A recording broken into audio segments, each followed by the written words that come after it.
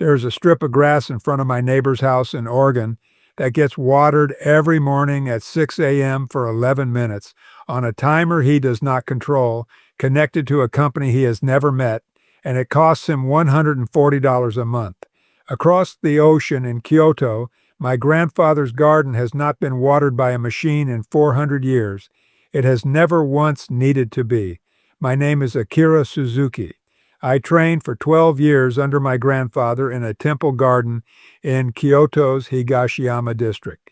I have lived in the Pacific Northwest for 24 years, and in that time, I have never once bought a bag of fertilizer. I am going to walk you through 10 things almost every American believes about a healthy lawn that a Japanese garden has never accepted as true. Not once, not for 4 centuries. And I am going to tell you the part that should trouble you, which is that the industry selling you the opposite of every one of these 10 things has known this for 60 years, and it has been very good business for them that you never asked why. Stay with me. The first belief is the one underneath all the others, so we have to start there. Americans believe a lawn is supposed to be grass, not a garden. Grass, wall to wall, edge to edge, one single species, mowed into a green carpet. This is not an old idea. It feels ancient because it is everywhere, but it is barely older than your grandparents. Before the Second World War, most American yards were a mix of clover, violets, dandelion greens people actually ate, and whatever grass happened to grow there. The all-grass lawn, as a national obsession, did not exist yet. Then came the GI Bill, and with it, 17 million new suburban houses between 1945 and 1965, and every one of them needed a yard that looked like every other yard because that was the whole promise of the suburb, uniformity as a form of belonging. A company called O.M. Scott and Sons, founded back in 1868 as a seed wholesaler, saw exactly what was coming and repositioned itself almost overnight into something new, a lawn care company. By the 1950s, Scott's was mailing millions of Americans a magazine called Lawn Care that did not sell seeds so much as it sold shame, page after page of before and after photos designed to make a lawn with clover in it look like a personal failure. In my grandfather's garden, there has never been a lawn in that sense at all. There is moss, there is raked gravel, there is a ground cover called dianthus running between stepping stones that has been tended by the same family for 4 generations. Nobody in 400 years asked the moss to be grass. The question itself would not have made sense. Here is the second belief, and it grew directly out of the first. Americans believe more water makes a healthier lawn. Turn on the sprinklers, run them longer, run them daily during a hot spell, and the grass will thank you for it. It will not. A blade of turf grass watered every single day never has a reason to send its roots down looking for moisture. So the roots stay shallow, sometimes no deeper than 2 inches, sitting right at the surface where the sun bakes them the moment the sprinkler shuts off. You have built a plant that is completely dependent on the machine feeding it. Cut the water for 1 week during a drought restriction, and that lawn is dead within days because you engineered it to have no reserves of its own. My grandfather watered his moss beds twice a week in summer, by hand with a wooden ladle from a stone basin, and never in the heat of the day. That is the whole system. The moss holds the moisture it needs in its own tissue like a sponge holds water, and it releases that moisture slowly back into the soil beneath it for days afterward. A well-established moss bed in Kyoto can go 2 weeks without rain in August and show no stress at all. Not because it is being watched over constantly, because it was never trained to expect daily water in the first place. Which brings us to the third belief, and this is where the two connect. Americans believe a lawn that is not being sprayed and fed and watered on a schedule is a lawn that is failing. If you're not doing something to it constantly, something is wrong. A Japanese garden works on the opposite assumption entirely. The less visible intervention there is, the more correctly the garden is functioning. My grandfather used to say that a garden that needs you every day has not been built yet. It is still under construction, no matter how old it looks. Now, here is the myth that costs the most money, and it deserves its own moment. Myth number 4. Fertilizer is what makes grass green. Skip it, and the color fades. Buy the bag, and the color comes back. It feels like arithmetic. What is actually happening is closer to this. Healthy soil is full of a living network of fungus called mycorrhizae, threads finer than hair that wrap around plant roots and trade minerals from the soil for sugar from the plant. It is a genuine partnership, millions of years old, and it is the reason forest soil stays fertile without anyone fertilizing a forest. Synthetic fertilizer floods the soil with a concentrated dose of nitrogen the plant does not have to work for, and the plant, being a plant and not a genius, takes the easy nitrogen instead of feeding its fungal partners. Within a few seasons of repeated fertilizing, researchers at Oregon State University's Extension program have documented measurable declines in that fungal network in managed turf soil. You are not feeding the grass.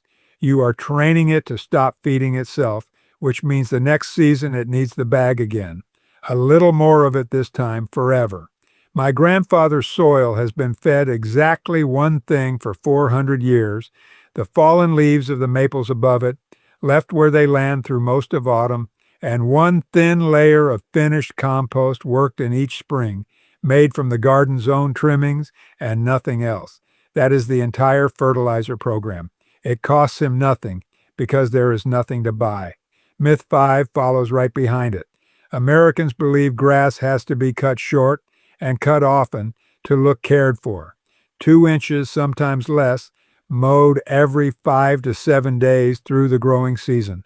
A blade of grass cut down to 2 inches has almost no leaf surface left to make food through photosynthesis, so the plant survives that first week after mowing by burning through the sugar reserves stored in its roots. Cut it that short every week, all summer, and you never let those reserves rebuild. The plant spends the entire season running on fumes, which is exactly why an American lawn needs constant fertilizer to begin with. The two habits create each other. In the parts of Japan that do keep turf, most commonly a native grass called Korai-shiba, the traditional cutting height sits closer to 3.5 inches, and it is cut less often, not more. Longer leaf blades mean more surface area to build sugar, deeper roots, and a lawn that can survive weeks of drought. A shorter cut lawn simply cannot. Here is where I have to tell you the part that should make you uneasy, because it explains why myths 4 and 5 have never been corrected in 60 years of American advertising. A lawn cut short enough to need constant fertilizer, watered often enough to need constant irrigation, and treated frequently enough to need constant weed and pest control is not a mistake. It is a business model, and a remarkably durable one. The residential lawn care industry in the United States is worth more than $100 billion a year, and every part of that number depends on your lawn staying just healthy enough to keep paying for and just fragile enough to keep needing the next visit. I do not think anyone sat in a room and planned it that way on purpose. I do not believe in that kind of conspiracy. It is something quieter than a conspiracy. It is just how markets work when nobody profits from telling you the truth. Myth 6 is about what a yard is supposed to look like when it is not grass at all.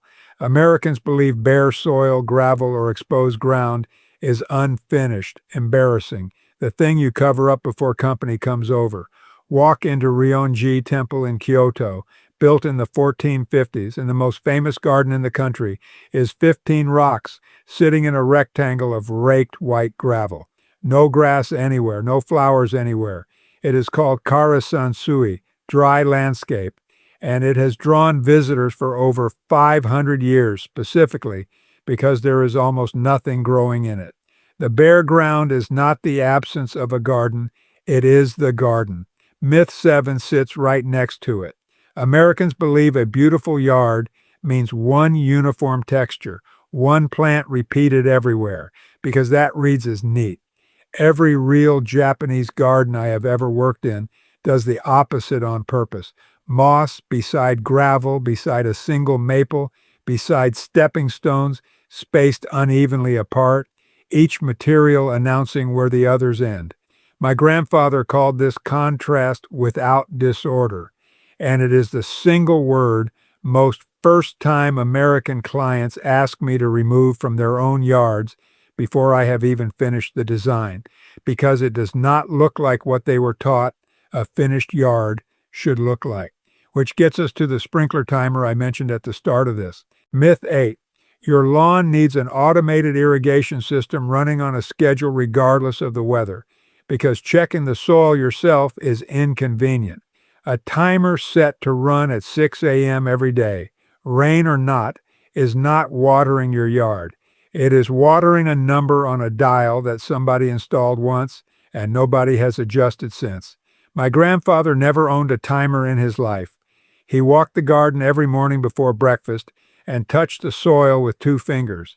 If it held moisture, he did nothing. If it did not, he watered exactly that spot and nowhere else. 40 minutes a week, hand done for 400 years. Myth 9 is the one that pays for the most trucks in American driveways every spring. Any insect, any fungus spot, any leaf with a hole in it means you need a pesticide, and you need it now before it spreads.